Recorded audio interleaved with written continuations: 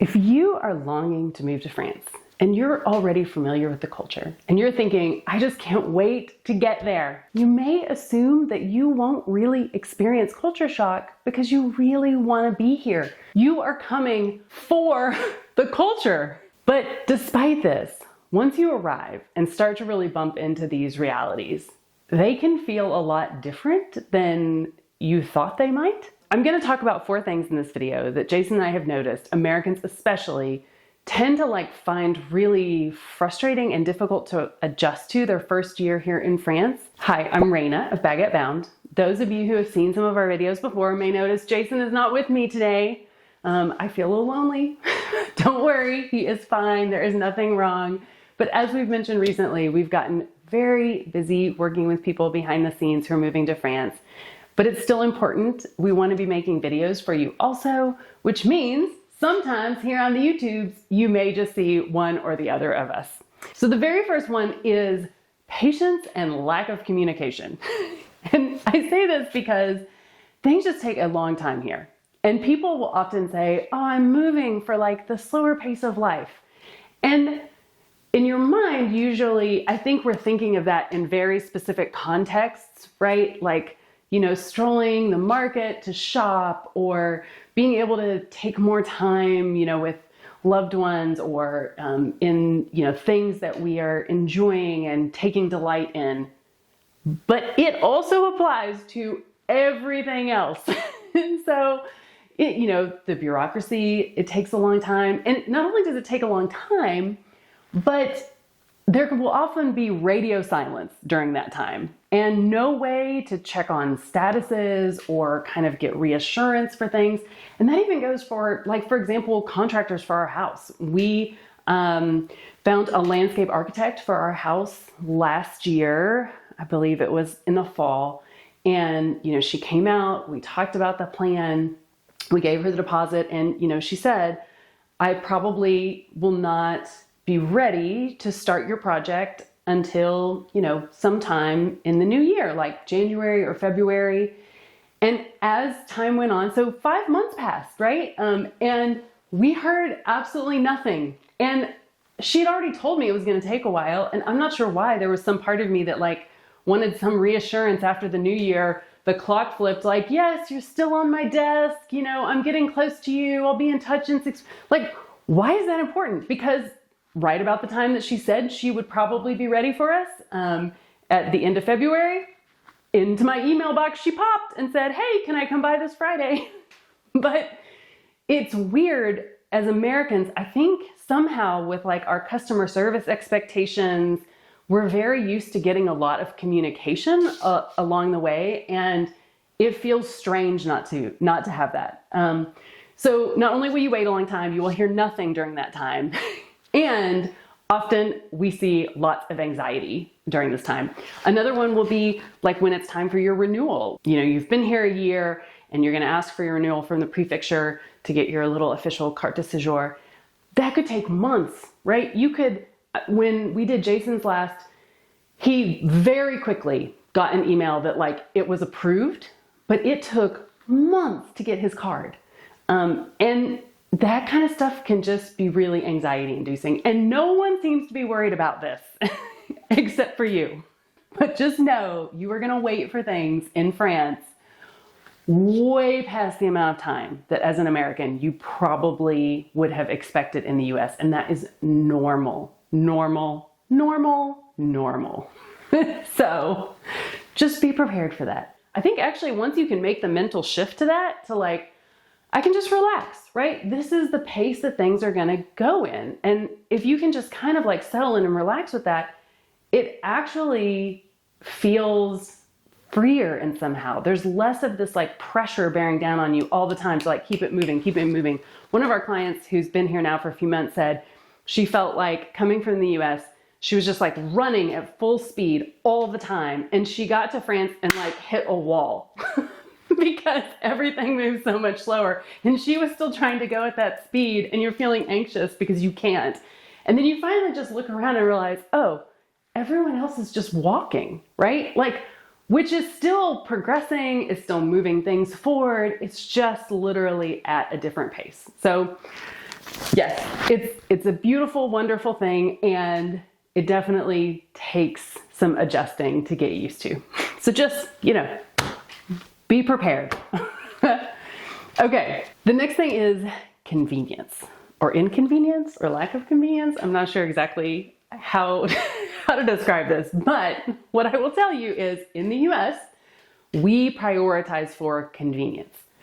Anything we can make more convenient and quicker so that we can get things done, that is what we prioritize for, right? We've got drive-through banks, we've got drive-through dry cleaners, we've got lots of drive-through food.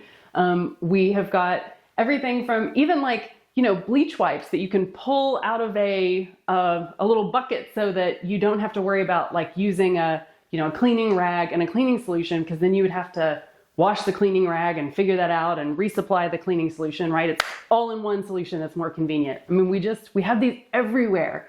And in France, that is not what is prioritized. It is just not. And I did not think before we came here that I was particularly fixated with convenience. But once things that you are used to are removed, you definitely notice where you were leaning into those things. So I would say that is definitely something to get used to, is that you will have to plan a lot more ahead. And this depends, of course, if you're living in a bigger city, there's going to be more convenience items available to you. There'll be, longer shopping times, and stores open at times that we don't have stores that are open out here. But for example, the grocery store closes at 7:30 in our town. So there's one night that I go to work out with a friend in the village over, and I often think to myself afterwards, I need to stop at the store and get one thing for dinner. I can't, they're closed, it's 7:30. That is just something that would just be ludicrous in the US, I feel for stores to be closed that early, or to only be able to get lunch between noon and 2.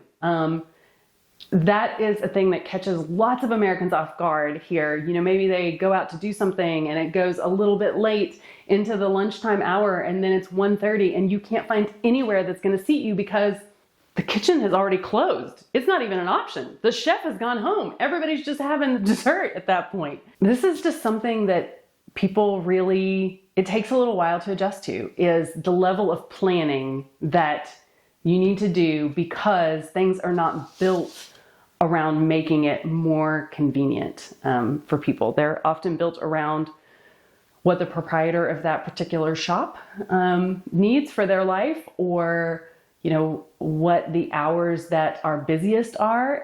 It's not at all optimized in the way in the US. Often, I think we expect places to be open and ready for us all the time, even if that doesn't actually make economic sense for the business, honestly. And that's just, it doesn't happen here, right? If in the afternoons, there's not going to be a lot of people wanting to order food in a restaurant, why would you be open? They just close. And so, our butcher closes in the afternoon. They're open in the morning. They close from lunch until late afternoon when people are getting finished with work and are going to come back to be picking things up for dinner. So it just comes down to planning. You've just got to plan around this. The next thing is how relationship-based things are in France when it comes to finding services you need, or banking, or, really, it's everywhere, right? People prefer phone calls, whereas as Americans, we're can you just text me or email me? Got to get ready for the phone calls. Even if sometimes you make the phone call, and then I have learned how to say in French that French phone calls are difficult for me.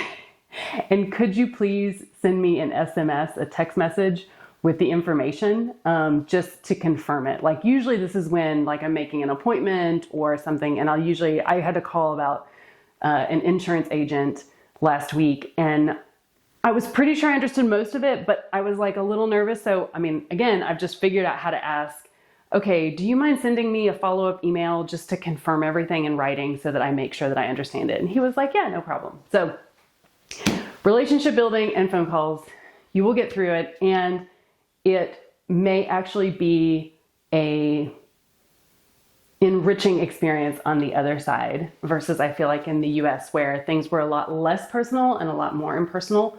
That can actually be kind of nice here once you get used to it. Okay, the last thing is finding the services you need. Okay, so this can be such a crazy thing because there's part of you, I mean, at least for me as an American coming from a very capitalistic focused society, I'm like, don't you want my business? Right? Because there are people who don't call you back. Let's say you go somewhere and you're using the business already for something and there's something else that you might need help with and they don't even mention that they also offer that. It just like, it all kind of feels like sometimes, do people not want to sell me things? It's like the polar opposite of in the US where I feel like I'm getting barraged with upsell requests all the time, constantly. Like I can't go through the day without like, do you want to upsize that? Do you want to add this on? Would you like this, whatever, top off? It's like, oh my God. And then it's the opposite here. There's sometimes that I'm thinking to myself, well, I actually want to know what else you can help me with. And unless you ask specifically, they will not bring it up. So don't assume that if you're working with a service provider or you're looking for something or you take your car to get an oil change, don't assume they're going to do other things, especially if there's a charge associated with those, because they sort of, I don't know, in our experience, it's been kind of like they assume you will ask for what you want and they are not really interested in trying to sell you a million things. I'm sure that that is not the case everywhere all the time, but it has been ours out here in the countryside. I think that's sometimes because there's the assumption that like, you don't want to spend money on something unless you need to spend that money. And so maybe like the, the assumption is that if you needed something or you wanted something else, you would ask for it. And if you didn't, then you don't need it. I don't know. But this is kind of one of those things where it's, both, again, refreshing in some ways and also can be frustrating because it makes it harder to find the services you need because people do, I feel like, less marketing and advertising and like sort of trying to let you know what they offer. You just kind of have to figure out who to call for what based on like word of mouth or asking around, and that's how things get done. All of those things, in some ways, they're refreshing, and in other ways, they can feel like you are both a little anxious and swimming upstream all the time. But you will get through that period, I promise, as you get more and more attuned to just the rhythm of life in France, and that will make a big difference in just like how things feel and how you feel. And once you make that shift, I noticed the last time I went back to the US in December after we'd been here, it had been over 2 years. I felt very overstimulated. Just the pace, like advertisements everywhere. It felt like everything was yelling at me all the time. And I really missed France. Like there was this sense of peace and rhythm and sort of like the difference between running through life and, a more natural human pace that I really missed and I was really anxious to get back to. So, no, there'll be adjustment period, but if you can get through it, it's worth it. And it just reminds you that everything here is not optimized for efficiency and productivity and profit. Sometimes it's just built around life. And at first that looked to me as an American like missed opportunities everywhere. And now I realize like it's not a missed opportunity. It's a decision for how life is going to be lived here.